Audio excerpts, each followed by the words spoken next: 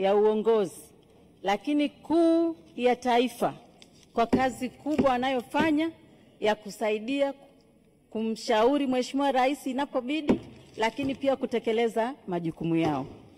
Mheshimiwa Naibu Spika, niseme tu kwamba kwa upande wangu kwanza nikumbushe, katika bajeti iliyopita niliomba boti kwa ajili ya uokoaji katika Ziwa Nyasa.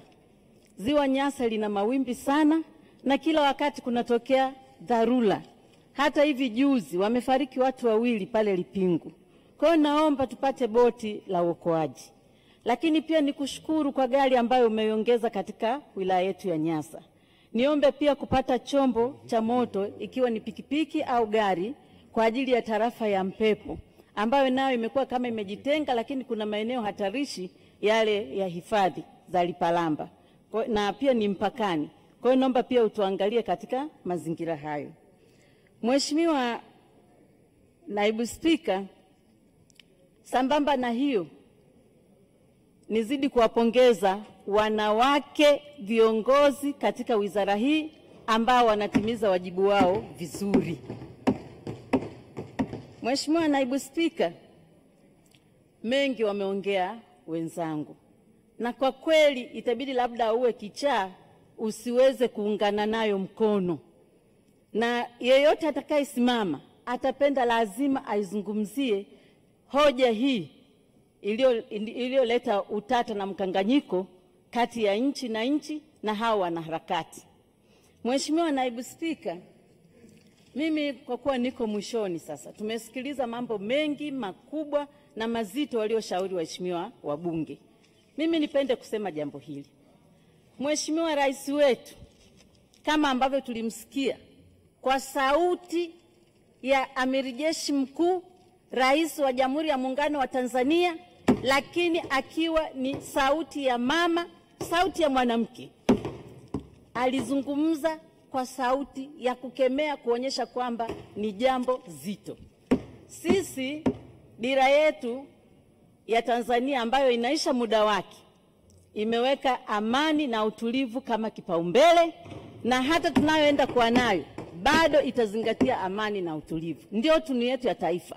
Hatukuchagua pesa, hatukuchagua kitu kingine. Tumechagua amani na utulivu kwa sababu ndio kioo, ndio msingi wa maisha na ndio msingi wa maendeleo na amani na nchi yetu kuwa na furaha kwa ujumla wake. Mheshimiwa Naibu Spika, niseme jambo moja.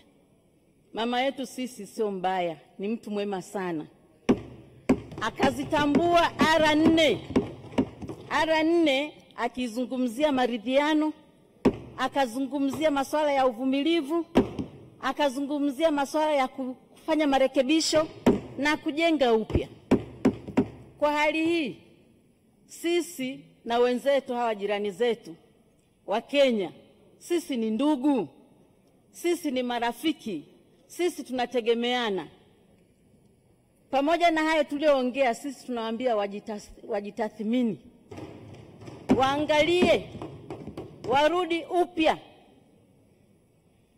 Mheshimiwa ndugu yetu dada Martha,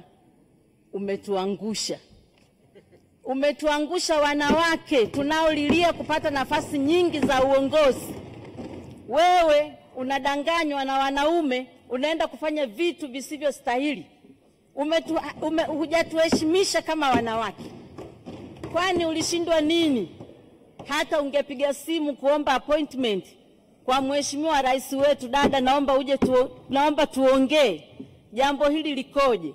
Umesahau kama huyu Mheshimiwa Rais Dr. Samia Suluhu Hassan ndio alienda kumtembelea Mheshimiwa Lissu akiwa Kenya hospitali. Taarifa.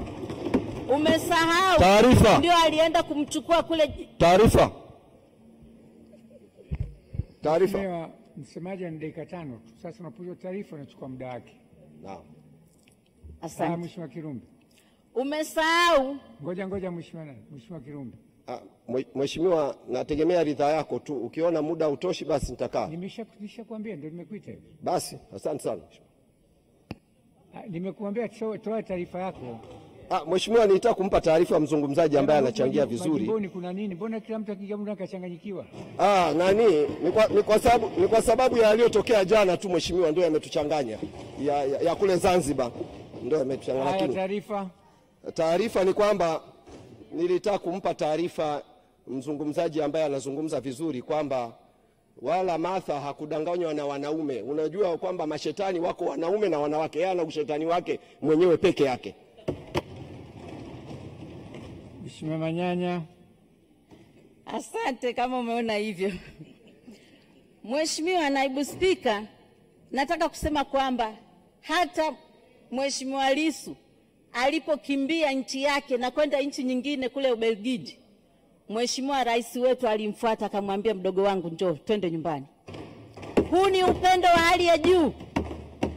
Lakini kimsingi sisi tunaheshimu mahakama. Hata bunge hili kesi ikiwa mahakamani hatuingilii. Tunasubiri mahakama ifanye kazi yake kwa uhuru. Wao kitu gani kiliwatuma? Mheshimiwa Martha Karua, kimsingi ulichezea masharubu ya Simba ukifikiria amekufa. Simba Tanzania hajafa, bado yuko macho. Ukigusa kipande cha ardhi tunakushughulikia, ukichezea mamlaka tunakushughulikia. Na nirudie tena kusema wakome, wakome, wakome. Mheshimiwa Naibu Spika, hata hivyo nimpe neno la faraja. Namzungumzia huyu mama tu, ndugu yetu dada Martha. Kukosea si tatizo. Tatizo ni kurudia kosa. Bado una nafasi ya kujiweka vizuri ili kesho uje kuwa kiongozi mzuri wa nchi zetu za Afrika Mashariki. Lakini mpigie mama, ongea naye kama dadako. Tunakushauri. Mheshimiwa Stella Manyanya, muda wako umekwisha. Naunga mkono hoja. Mheshimiwa Antropia, jiandae. Mheshimiwa Mariam Omar, jiandae. Profesa Shukrani.